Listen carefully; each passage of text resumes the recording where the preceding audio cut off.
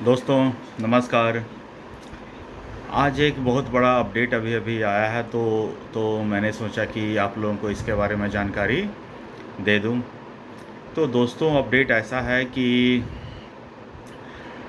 मोदी सरकार 3 अपना एक बहुत बड़ा बिल कल संसद में पेश करने जा रही है और यह बिल है वक्फ बोर्ड संशोधन अधिनियम 2024। तो इस बिल को लाने के पीछे मकसद ये है कि वक्फ बोर्ड जो भारत में बेइंतहा संपत्ति इकट्ठा कर रहा है, कई बार उसे जिस प्रोपोर्शन में मिलना चाहिए ज़मीन उस प्रोपोर्शन में मिला है, कई बार वो ज़बरदस्ती ज़मीन को कब्ज़ा करने के धंधे में भी लिप्त रहता है। तो वक्फ बोर्ड अधिनियम बहुत पुराना है। यह मतलब कि आज़ादी के समय से ही वक्फ बोर्ड एक अधिनियम बना दिया गया था और जितने भी लोग अपनी संपत्ति इस्लाम के लिए अच्छे कामों के लिए समर्पित करना चाहते हैं, दान देना चाहते हैं, तो वो देते चले गए हैं।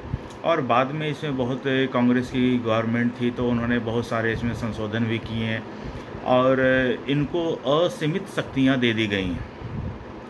मतलब कि अगर समझ लीजिए, आप एक एग्ज़ाम्पल से ऐसे समझिए कि अगर समझ लीजिए कि कहीं कोई एक प्रॉपर्टी है और अगर वक्फ बोर्ड ने उस प्रॉपर्टी को ये बोल दिया कि ये वक्फ बोर्ड की प्रॉपर्टी है, मतलब बस बात ख़त्म।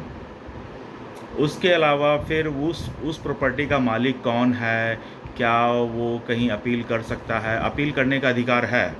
अपील करने का अधिकार है। वक्फ बोर्ड का एक ट्रिब्यूनल है, वहीं पर जाकर वो आदमी अपना ये क्लेम कर सकता है कि जी देखिए ये प्रॉपर्टी हमारी है, वक्फ बोर्ड ने इसे बोल दिया कि ये उसकी प्रॉपर्टी है। तो वो ये चाहे तो मान सकता है या उसकी दलील ना माने, ठीक है। मतलब मिला जुला के अगर वक्फ बोर्ड ने किसी भी ज़मीन पर अपना हाथ रख दिया, मतलब ये उसकी संपत्ति हो गई, बात ख़त्म। आप इसके अगेंस्ट में किसी अदालत में जा नहीं सकते हैं, ना तो आप सेशन कोर्ट में जा सकते हैं, ना तो आप हाई कोर्ट में जा सकते हैं, ना तो आप सुप्रीम कोर्ट में जा सकते हैं। भारत का सारा कानून अधिनियम इसके आगे ख़त्म है। तो अभी वक्फ बोर्ड के पास सोचिए इतनी संपत्ति है कि सेना और रेलवे के बाद तीसरे नंबर का, तो समझ लीजिए इतने ज़मींदार हैं। मतलब सबसे सेना और रेलवे के बाद वक्फ बोर्ड की सबसे ज़्यादा संपत्ति है भारत में। और 2013 में कांग्रेस की गवर्नमेंट जब जा रही थी तो मतलब कि मॉडल कोड ऑफ कंडक्ट लगने से एक दिन पहले तक बहुत सारी प्रॉपर्टियां वक्फ बोर्ड को दे दी गई कि तुम रख लो। तो अब इन सब चीज़ों को ख़त्म करने के लिए मोदी सरकार, अमित शाह, जो वक्फ बोर्ड अधिनियम है उसमें सुधार करने जा रही हैं और 40 संशोधन लाएगी। 40 संशोधन। इसमें से ये रहेगा कि वक्फ बोर्ड अब किसी भी प्रॉपर्टी पे हाथ रखेगा तो उसको साबित करना पड़ेगा कि ये प्रॉपर्टी उसकी है।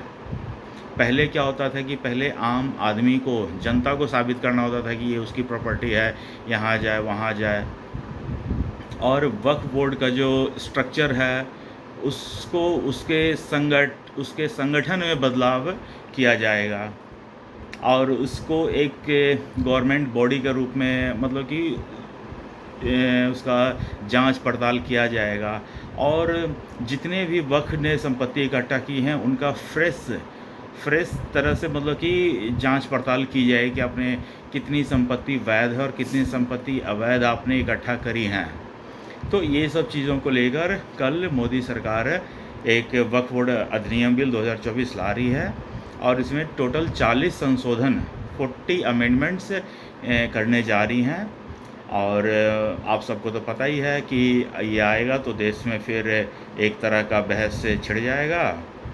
अपोजिशन पार्टी बिल्कुल, क्योंकि ये सीधे सीधे मुस्लिम्स को लेकर हैं तो अपोजिशन पार्टी का वो वोट बैंक है, तो उसके खिलाफ में इस बिल के ख़िलाफ़ में वो खड़े रहेंगे और एक फिर से एक आंदोलन और पता नहीं क्या क्या हो सकते हैं। इन सब चीज़ों के लिए हमें तैयार रहना चाहिए, तैयार रहना पड़ेगा और देखते हैं क्या क्या हो सकता है। लेकिन मेरे हिसाब से ये एक अच्छा वेलकम स्टेप है मोदी गवर्नमेंट का, और मोदी सरकार को ऐसे ही कठिन और कड़े कड़े फैसले लेने पड़ेंगे। आप लोग अपना राय विचार दीजिए और बताइए कि यह बिल कैसा है।